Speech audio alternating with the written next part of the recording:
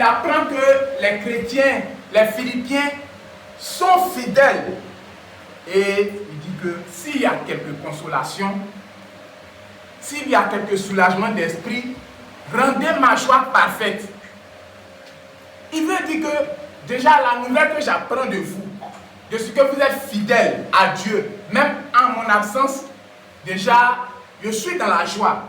Mais rendez ma joie parfaite, c'est-à-dire poursuivez dans le bien, poursuivez dans la persévérance, poursuivez dans la fidélité, pour que cette joie que j'ai déjà dans mon cœur là soit parfaite, que ça soit total, que ça soit encore plus grande. Alléluia. Donc Paul félicite les Philippiens de ce qu'ils sont fidèles à son absence. Le verset 12 témoigne, le verset 12 nous dit: ainsi donc, mes bien-aimés, de même que vous avez toujours obéi. Ça veut dire que même en son absence, les Philippiens ont obéi à Dieu. Non seulement comme en ma présence, mais beaucoup plus maintenant en mon absence.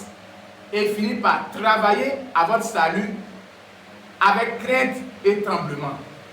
Vous voyez que les chrétiens de Philippe, les Philippiens ont prouvé à Paul qu'ils ont cru véritablement en Jésus. Ils n'ont pas cru en un homme. Et donc, même en l'absence de Paul, ils sont fidèles.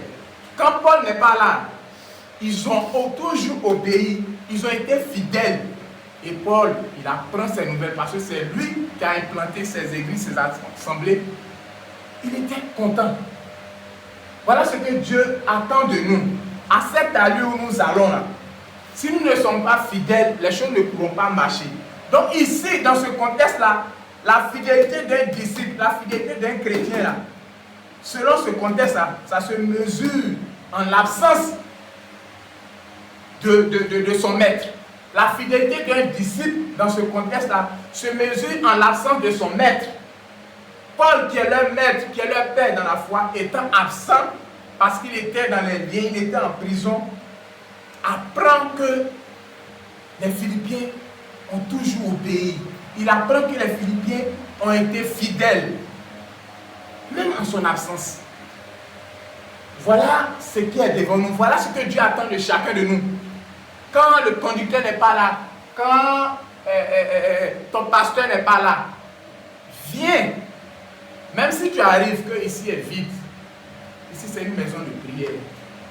Intercède. Tu arrives que ici est vide, il n'y a personne. Intercède. Prie pendant 2 heures de temps. Et puis va chez toi. Au ciel là, tu verras la couronne que tu vas avoir. Tu verras la couleur de la couronne que Dieu va réserver pour toi. Alléluia. Il ne faut plus attendre les jours de réunion. Il ne faut plus attendre qu'on mette dans le groupe qu'il y a réunion ou pas. Il ne faut plus attendre. Déjà, chacun sait plus ou moins les jours de réunion. S'il n'y a pas un problème, un cas de force majeure, s'il n'y a pas un problème vraiment difficile, un problème de transport, un cas de maladie, un problème où tu ne peux même pas te déplacer, à part ces choses-là, viens prier, viens intercéder, viens prier pour l'œuvre. Et Dieu qui est fidèle là, au ciel, il va te récompenser. Alléluia. Amen. Il y a des réunions de prière ici, il y a des nuits de prière ici. Les dimanches, que chacun vraiment soit fidèle dans ces choses-là. Que chacun soit fidèle, que chacun soit établi dans ces choses-là. Souvent, on n'est pas établi dans ces choses. Pourquoi? Parce qu'on manque de révélation. Quand David dit, je suis dans la joie, quand on me dit, allons dans la maison du Seigneur, c'est quelqu'un qui a compris. C'est quelqu'un qui avait la révélation de ce qu'on appelle les jours de réunion. Les jours de réunion, là. C'est quelqu'un qui avait la révélation. Donc on ne pouvait même pas le poursuivre pour ça. Quand on me dit allons dans la maison du Seigneur, tu sais qu'aujourd'hui est dimanche, c'est un jour de réunion où on va prendre la Sainte Seine, où on doit partager le repas du Seigneur, on doit être à la table du Seigneur. Ça c'est un jour, chacun de nous qui sommes ici ce soir-là, ça doit être vraiment une révélation pour toi, que tu ne dois pas rester à la maison, que personne ne reste volontairement chez lui à la maison, que chaque personne ne reste volontairement chez lui à la maison. Parce que le frère Hassan n'est pas là, donc vraiment aujourd'hui il préfère dormir un peu. Ça c'est un manque de révélation. Ça c'est vraiment, ça montre que tu es tombé. Ça c'est enfantin ça. Tu as cru c'est pour aller au ciel. Tu as cru c'est pour aller au ciel. Que ces choses-là ne soient même plus mentionnées au milieu de nous. On voit avec les Philippiens que Paul n'est pas là. Mais ils ont toujours obéi. Quand lui n'est pas là, qu'il apprend qu'il n'est pas là en son absence, les frères obéissent à Dieu. Les frères, ils servent Dieu. Les frères portent du fruit. Quand il va apprendre en tant que serviteur de Dieu, il sera content, il sera consolé comme Paul ici. Alléluia. Quand ces choses ne sont pas là au milieu de nous, quand ces choses ne sont pas bien établies dans nos cœurs, ça ne peut pas aller. Ça ne peut pas aller. Ça ne peut pas aller. David a dit, je suis dans la joie quand on me dit, allons dans la maison du Seigneur. Il y a quelque chose qui a fait dire à David, je suis dans la joie quand on me dit, allons dans la maison du Seigneur. Il y a quelque chose forcément qu'il a reçu, qu'il a connu, qu'il a expérimenté. C'est pourquoi il a dit, allons, quand on me dit, allons dans la maison du Seigneur, je suis dans la joie. Il y a quelque chose. Cette chose-là doit te toucher. Cette chose-là doit être ton partage. Cette chose-là, tu dois la vivre, tu dois l'expérimenter. Si tu la vis vraiment, si tu l'expérimentes véritablement, tu ne vas jamais t'absenter. Même si le frère n'est pas là, tu seras toujours là. Tu auras la révélation des jours de réunion. Que ce soit une nuit de prière, que ce soit une réunion de la fracture du pain, que ce soit une réunion de prière, une réunion d'enseignement, une réunion, quel que soit le type de réunion, tu es là. Tu es fidèle. Alléluia. C'est ce que Dieu attend de nous. Quand on progresse, quand les gens s'ajoutent, les frères et sœurs s'ajoutent, quand les nouvelles âmes viennent, les nouveaux collaborateurs, les frères et sœurs viennent, quand on s'étend, on devient nombreux, Dieu attend que nous soyons fidèles. Sinon, ça ne peut pas marcher. Ça doit être vraiment établi dans nos cœurs. Ça doit être établi dans nos cœurs. Les jours de réunion, on ne doit plus nous poursuivre. Même si on n'a pas mis dans le groupe qu'il n'y a pas réunion, on n'a pas mis dans le groupe qu'aujourd'hui, là, juste pour nous rappeler qu'aujourd'hui, on a une réunion. Toi, c'est déjà établi. C'est déjà établi. C'est un manque de révélation quand le frère n'est pas là, on est chez nous à la maison, on dit qu'aujourd'hui, là, il ne vient pas parce que Hassan n'est pas là. Et quand c'est comme ça, il n'y a pas quelqu'un même qui va être courageux pour dire que ah, le frère n'est pas là, donc moi, ça cause ça. Quand tu vas demander, eux tous, ils vont dire autre chose. Ça, c'est un manque de révélation. Ça, c'est pas bon. C'est un manque de maturité. Alléluia. Si ces Philippiens voulaient raisonner comme nous, les chrétiens d'aujourd'hui, là, Paul n'allait pas rendre ce témoignage. Il faut une rencontre révélationnelle, une rencontre personnelle des jours de réunion. Là. Il faut vraiment une révélation des réunions de l'église. Il faut que ça soit établi dans nos cœurs. Il faut que Dieu te révèle ces choses-là. Dans le psaume 133, même David a témoigné là-bas. Il a dit, oh, qu'il est bon, il est doux, il est agréable pour les frères et sœurs de demeurer ensemble. Vous voyez, c'est quelqu'un qui avait compris. Oh, ça veut dire qu'il a compris quelque chose. Il a reçu une révélation. Oh, il dit il est doux, il est bon pour des frères, des sœurs de demeurer ensemble. Il dit que c'est là. C'est-à-dire c'est à ce genre de rencontre, à ce genre de réunion, à ces jours de la rupture de la fracture du pain, à ces réunions de prière, à ces réunions d'intercession, c'est à ce genre de rencontre que Dieu envoie sa bénédiction. Souvent, toi, seul, tu peux prier, mon frère. Souvent, toi, seul, tu peux prier, ma soeur. Tu peux rien, souvent, tu ne reçois rien de Dieu. Mais quand on se réunit ensemble, frères et sœurs, il suffit d'une seule parole, il suffit d'un seul sujet de prière. Tu ressors enflammé, tu ressors béni. La Bible dit, c'est là que Dieu envoie sa bénédiction. Souvent, tu peux prier toi seul chez toi, sans rien recevoir. Mais c'est quand on est réunis là, une seule parole va déchirer le voile. Une seule parole va faire tomber les écailles de tes yeux. Et tu verras, tu dis que, ah, Moi seul dans mon coin, j'étais en train de prier parce que peut-être que j'ai rencontré un païen là, il veut me marier. Donc, c'est vrai qu'il ne connaît pas Dieu, mais attends, il a prié seul dans ma chambre là-bas. Peut-être que Dieu va accepter ça. Donc, toi, si tu es en train de prier, pendant des mois, les frères et sœurs ne savent pas pendant des mois. Mais la Bible dit, c'est à ce genre de rencontre-là que Dieu envoie sa bénédiction. Peut-être quand tu seras là, ce jour-là, c'est là que l'homme de Dieu va prêcher un seul message. Après ce message, tes yeux vont s'ouvrir. Tu vas dire, oh, Dieu m'a vraiment gardé. Je voulais dire oui à ce frère. Je voulais prendre cette soeur, elle est païenne. Mais avec ce message, vraiment, j'ai compris que vraiment, en tant que chrétien, vraiment, il ne doit pas vraiment marier un païen. En tant que chrétien, il ne doit pas marier. En tant que chrétien, il ne doit pas marier un païen. En tant que chrétien, il ne doit pas marier. C'est comme ça. Un seul verset va ouvrir tes yeux. Un seul message, parce que tu étais à cette réunion, ça va vraiment ouvrir tes yeux. Tu vas dire, oh, je lui ai fait croire que ça allait marcher. Mais vraiment, ça n'a plus marché. Attends, je vais lui donner sa réponse. Frère, j'ai cherché Dieu. Dieu m'a dit non, ça ne pourra pas marcher. Alléluia. Amen. Pourquoi? Parce que tu étais là. Tu étais à cette réunion, tu étais à cette rencontre.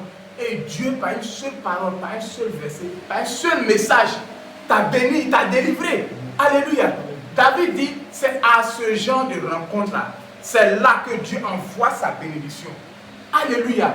Nous devons vraiment avoir la révélation, vraiment, que les jours de réunion, là, on ne doit plus manquer. Je dis, s'il n'y a personne ici, viens, combattre. La soeur Carole ne va jamais te chasser parce que tu es en train de prier ici. Jamais. Elle est dans sa chambre, là. Toi, tu es seul ici. Prie, prie, prie. Je dis, pendant 2 heures, rentre chez toi. Tu es béni comme ça. Est-ce au jour des comptes, c'est au ciel là que tu verras vraiment la couleur de la couronne que Dieu t'a donnée à cause de ce que tu as été fidèle à ces jours-là. Alléluia.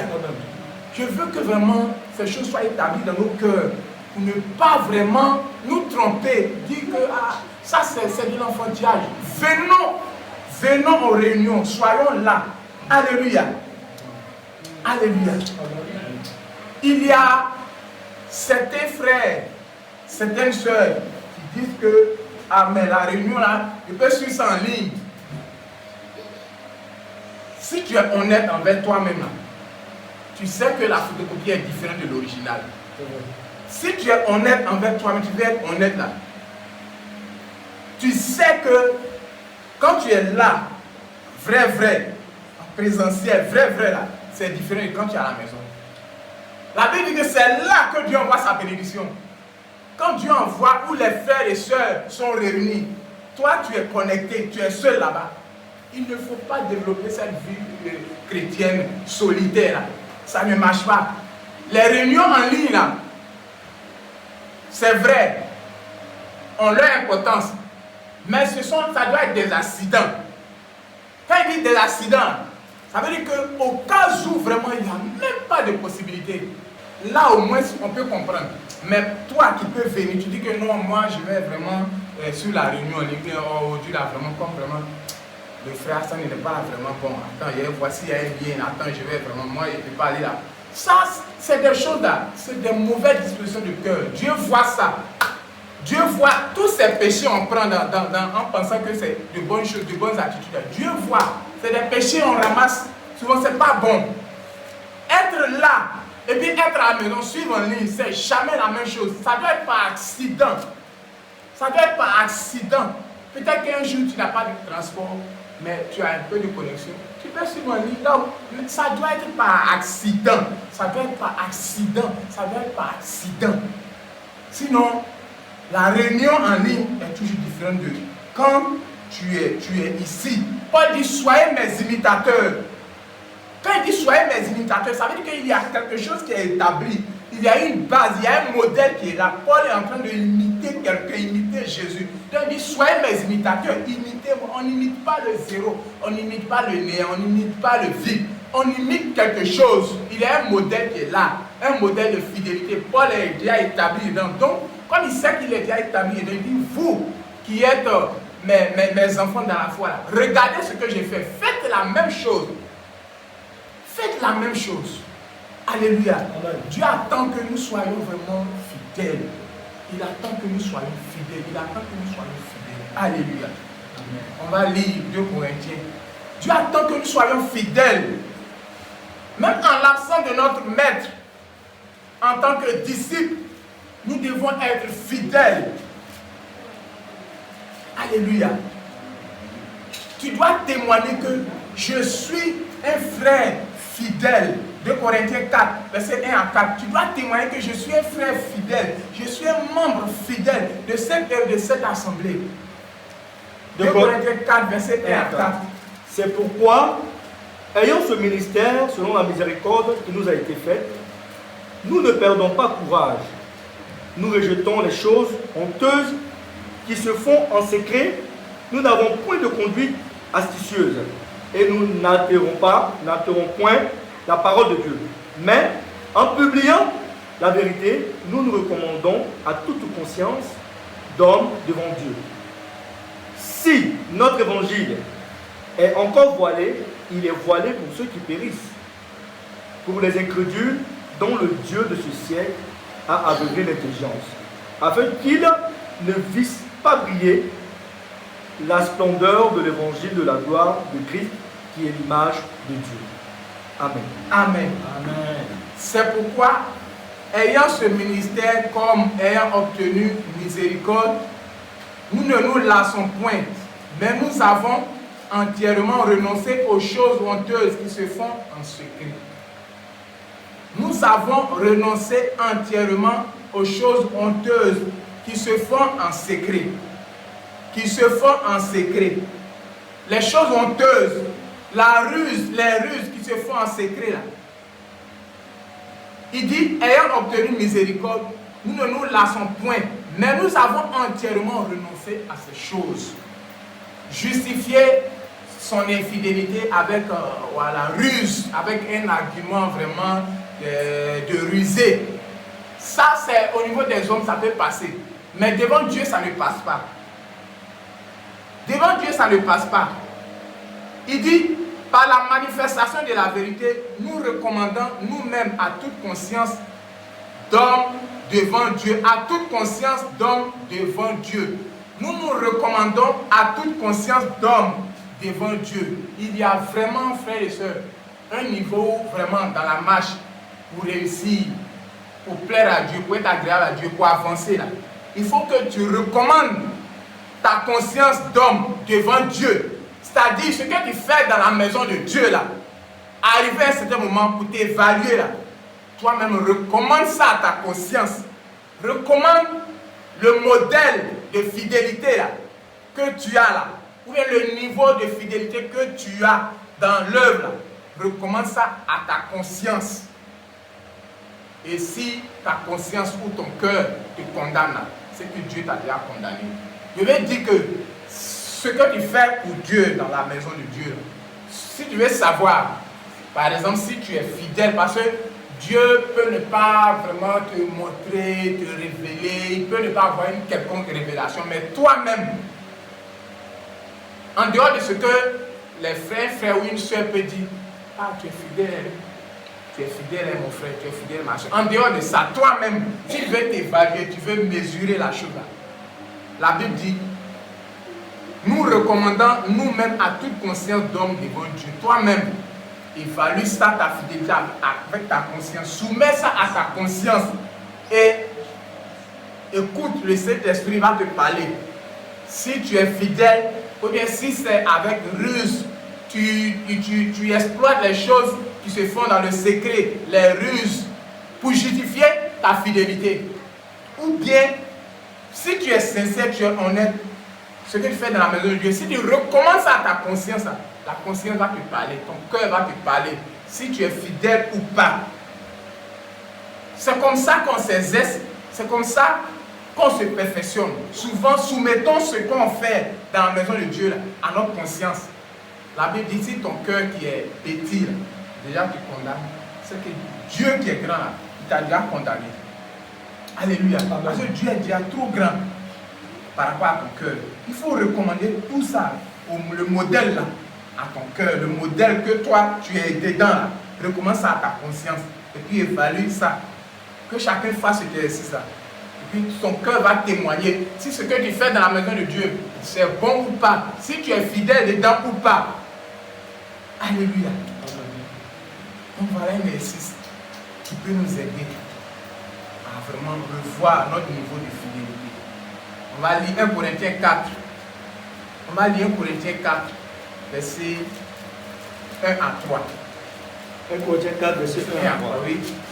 Ainsi qu'on nous regarde comme des serviteurs de Christ et des dispensateurs des mystères de Dieu. Du reste, ce qu'on demande des dispensateurs, c'est que chacun soit trouvé fidèle. Pour moi, il m'importe fort peu d'être jugé par vous ou par un tribunal humain. Je ne me juge pas non plus moi-même, car je ne me sens coupable de rien. Mais ce n'est pas pour cela que je suis justifié.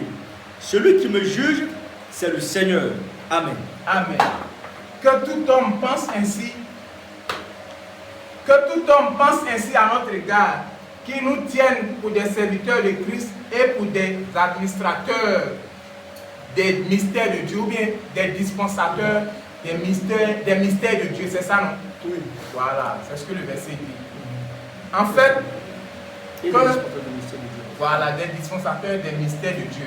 En fait, que tu prêches, que tu chantes, peu importe ce que tu fais dans la maison de Dieu ici, même si tu prêches, si tu balais ici, tu chantes, tu exhortes, quelle que soit la chose que tu fais dans la maison de Dieu, tu es un dispensateur des mystères de Dieu.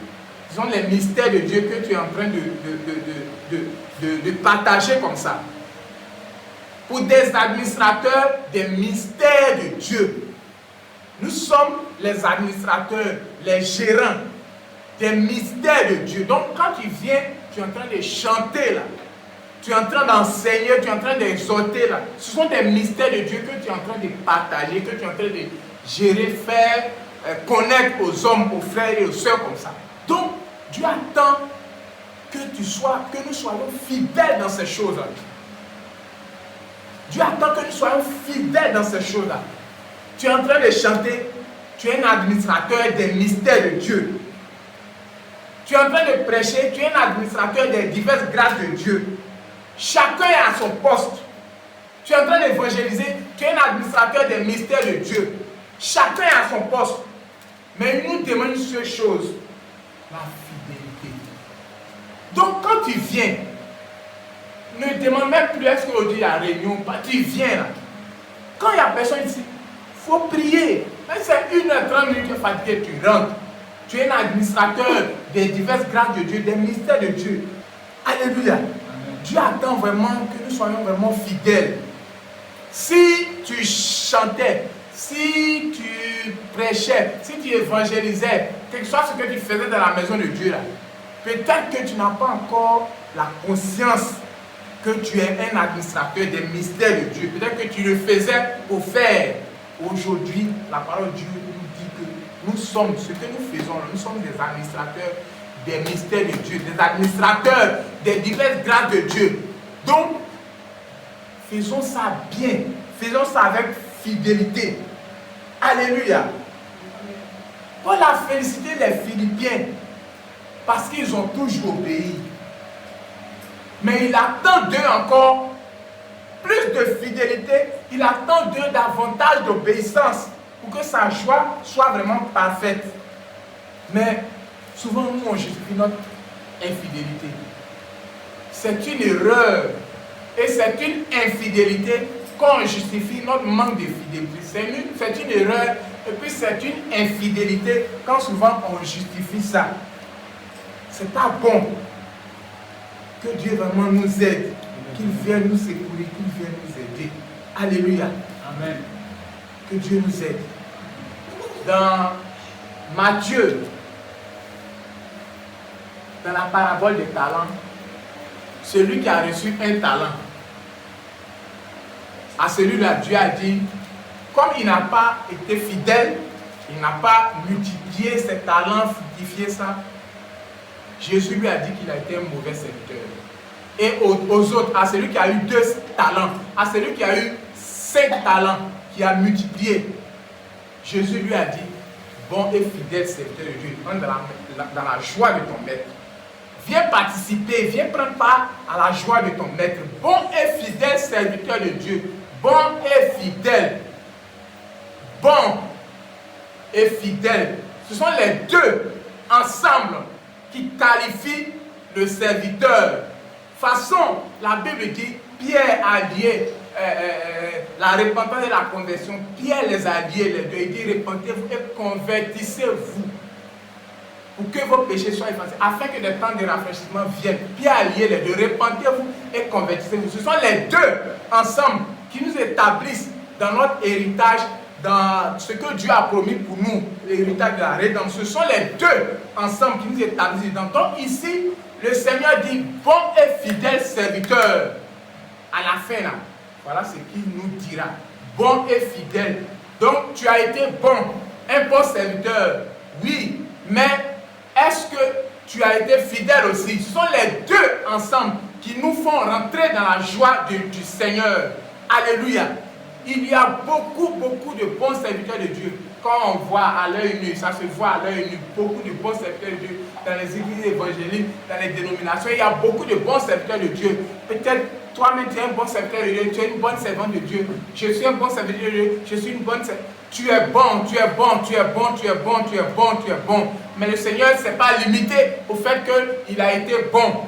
Celui qui a reçu 5 talents, celui qui a reçu 2 talents. Jésus dit, bon et fidèle. Ça veut dire qu'il nous attend là. Ce sont les deux qui nous font rentrer dans la joie de notre maître. Frères bien-aimés, voilà ce que Dieu attend de nous. Bon et fidèle. Bon et fidèle, bon et fidèle, bon et fidèle. Dieu veut que nous soyons bons et fidèles. Si on est bon serviteur de Dieu, parce qu'on a telle capacité, telle qualité, telle capacité, telle qualité, on sait faire telle chose, on est bon, ça se voit à l'œil nu. Les gens peuvent dire non, lui là, c'est un bon serviteur de Dieu. C'est un bon serviteur de Dieu. Mais pour la fidélité, les hommes peuvent voir que tu es fidèle, mais c'est Dieu seul qui sait bien qui est fidèle, parce que ils sondent les reins, ils sondent les cœurs. Donc, nous devons faire des choses dans la maison de Dieu, le servir comme des administrateurs des diverses grâces de Dieu. Parce que Dieu sonde les reins, il sonde les cœurs. Ce sont les deux qui nous font entrer dans la joie de notre maître. Quand on est fidèle, vraiment c'est Dieu qui est honoré, frères et sœurs. Quand on est fidèle, c'est Dieu qui est honoré. Ne manquons plus, ne manquons plus, ne manquons plus aux réunions. Soyons fidèles, soyons bons, soyons fidèles. Facilement, tu peux être un bon serviteur de Dieu. Parce que tu peux avoir un peu de qualification, un peu de grâce, un peu de capacité. Tu peux apprendre un peu. Tu peux être un bon serviteur de Dieu. Mais la fidélité, là, c'est là, au jour de la trompette. Quand la trompette va sonner, c'est ça qui va faire la différence entre les bons serviteurs et les faux. C'est la fidélité là qui va trancher. C'est la fidélité là qui va faire que d'autres vont monter, d'autres ne vont pas monter. Un jour, la trompette va sonner. Frères bien-aimés, nous devons dès maintenant travailler à notre fidélité.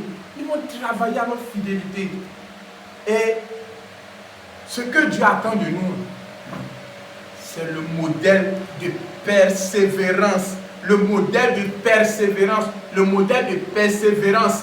Que ce soit dans les tribulations, que ce soit dans les épreuves, que ce soit dans l'angoisse, dans la maladie, devant la mort. Ce que Dieu attend de nous, c'est ce modèle. On va lire Philippiens 3, verset 17. Que ce soit dans l'épreuve, dans la douleur, dans l'épreuve, dans la douleur. Dieu attend que nous puissions reproduire le modèle de fidélité. Alléluia. Amen. Philippiens 3, verset 17. Soyez tous mes imitateurs, frères, et portez les regards sur ceux qui marchent selon le modèle que vous avez en nous. Voilà. Amen. Amen. Soyez mes imitateurs. Reprends. Soyez tous mes imitateurs, frères, et portez les regards sur ceux qui marchent selon le modèle que vous avez en nous. Voilà. il y a un modèle que les apôtres ont présenté, ont montré. Donc, qui limite, nous devons imiter ce modèle-là. Et quel est ce modèle-là? C'est d'abord le modèle de persévérance. Alléluia. C'est le modèle de persévérance. Lis 2 Corinthiens 6, verset 3. C'est le modèle de persévérance. La Bible dit, celui qui persévère jusqu'à la fin sera sauvé. Ça, c'est un modèle. Un modèle que toi et moi, nous devons poursuivre jusqu'à la fin. C'est le modèle de persévérance jusqu'à la fin. 2 Corinthiens 6, verset 3 à 4. Nous ne donnons aucun sujet de scandale en quoi que ce soit, afin que le ministère ne soit pas un objet de blâme. Mais nous nous rendons à tous égards recommandables comme serviteurs de Dieu, par beaucoup de patience dans les tribulations. Par beaucoup de patience dans les tribulations. Dans les calamités. Oui. Dans les détresses. Dans les détresses. Sous les coups. Dans les prisons. Dans les prisons. Dans les troubles. Dans les troubles. Dans les travaux. Oui. Dans les veilles. Dans les veilles. Dans les jeûnes. Dans les jeûnes. Par la pureté. Oui. Par la connaissance. Par la longanimité. Oui. Par la bonté. Oui. Par un esprit saint. Par une charité sincère. Par la parole de vérité. Par la puissance de Dieu. Par les armes offensives et défensives de la justice.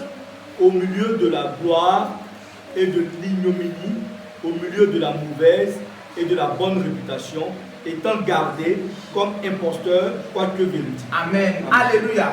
Au milieu de la gloire, dans la mauvaise réputation, il faut être là. Dans la gloire, il faut être là.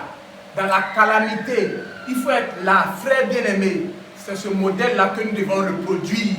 C'est ce modèle de fidélité-là que nous devons reproduire.